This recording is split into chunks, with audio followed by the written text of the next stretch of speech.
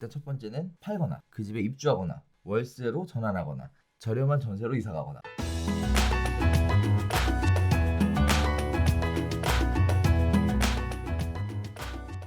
자, 여섯 번째 이야기 나눠보도록 하겠습니다. 9억 넘는 주택 보유자는 전세 대출을 제한하겠다라는 얘기인데요. 일단 내용은 간단하게 해봤어요. 시세 9억 원 이상 주택을 보유한 경우 전세 대출 보증 제한된다. 먼저 전세 대출을 받고 시세 9억 이상 주택을 매입해도 2주택 이상 보유하면 전세 대출을 회수하겠다라는 얘기. 자, 우리 찌라시 돌았던 내용하고 유사한 이 내용은 부분들이 원래 12, 16 대책에 포함됐던 내용이에요. 그렇죠. 그래서 이제 이게 보통 서울보증보험 이런 사적보증을 활용해서, 그러니까 이게 그런 식으로 많이 썼거든요.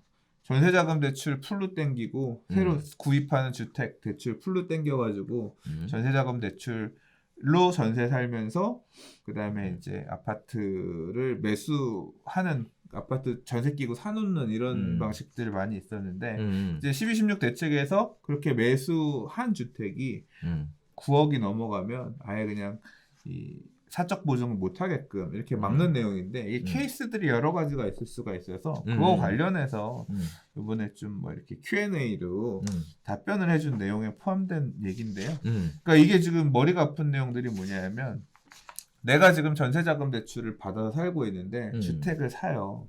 근데 매수하는 주택이 9억이 안 넘어. 그러니까 예를 들어서 내가 한 8억짜리 주택을 전세 5억 끼고 전세자금 대출도 받고 내가 가진 돈도 보태가지고 3억 들여서 예를 들어 8억짜리 샀단 말이에요. 네. 그러면 그냥 나는 전세 살고 하면 됐는데 갑자기 집값이 올라서 그 8억짜리가 9억 5천이 됐어. 시세가. 그러면 전세자금 대출 회수가 간다는 거야. 보증을 안 해주니까 회수해 간다는 거야. 그러면 나는 전세를 못 살아. 전세금 못 사는 거야.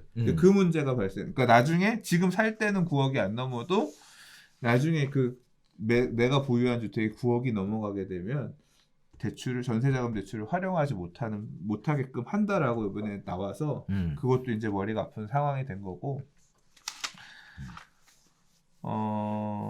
또 하나의 경우는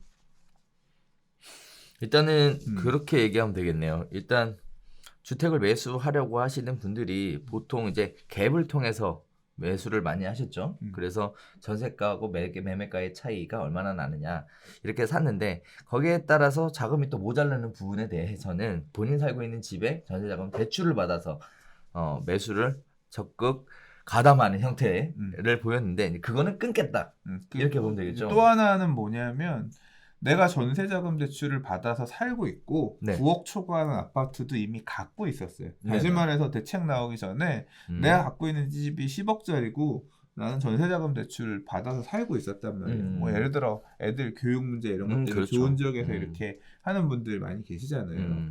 근데 집주인이 나가래. 저 재계약 안 할 거예요. 저 집 팔아야 돼요. 또는 저 전세금을 올릴래요. 라고 하면 그런 변화가 생겨서 그 집에 거주를 못하게 되면 다른 집으로 이사를 가야 되잖아요. 그러면 그때는 신규 전세가 되잖아요. 그렇죠. 그 전세자금 대출은 안 된다는 거예요. 그러니까 지금 쓰고 있는 것까지는 그렇게 되는데, 그러니까 대책 전에 있었던 전세자금 대출이라고 하더라도, 근데 집이 바뀌게 되면 신규 전세자금 대출 취급으로 봐서 대출을 못 받는다는 거예요. 그러니까 이사 가면 안 돼. 그 집에서 제발 가격이 변동돼도 안 되는 것 같아요. 그러니까 이 부분 때문에 이제 결국은 뭐냐면, 좀 전에 1번 케이스나 이번 2번 케이스나 전세자금 대출을 못 받으면 그 동네는 살아야겠고, 아니면 그러니까 그것도 결국은 대응 방법은 두 가지죠. 집값이 떨어질 것 같고 시장이 안 좋아질 것 같으면 집을 팔아버리는 경우도 생길 수가 있겠지만, 여전히 내가 보유한 집이 가능성 있고 좋은 집이다 생각하면 집을 안 팔고 전세 자금 대출 회수해가, 에이씨 그럼 전세 안 살아고 월세 살아야지 뭐.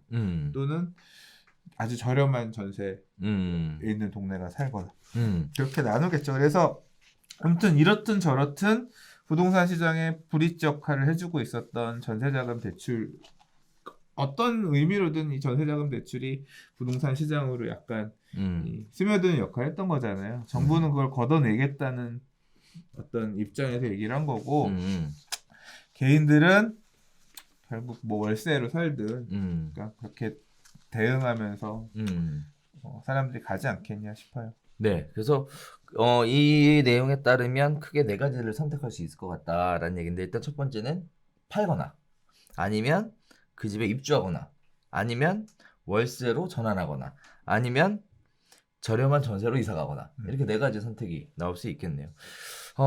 어쨌든 9억 이상의 아파트를 갖고 있는 분이 전세자금 대출을 받는다라는 것 자체는 일단 곱게 보지 않는다라는 하나의 신호탄이지 않을까라는 생각이 저는 듭니다. 사실 솔직히 말해서 네.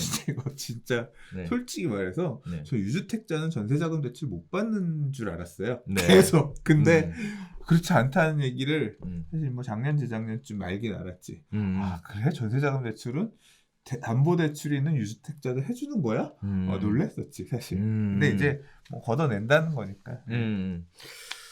자, 그래서 각각의 상황에 맞게끔 현명한 선택이 필요한 부분이니까요. 미리 알고 준비하시면 좋을 것 같습니다.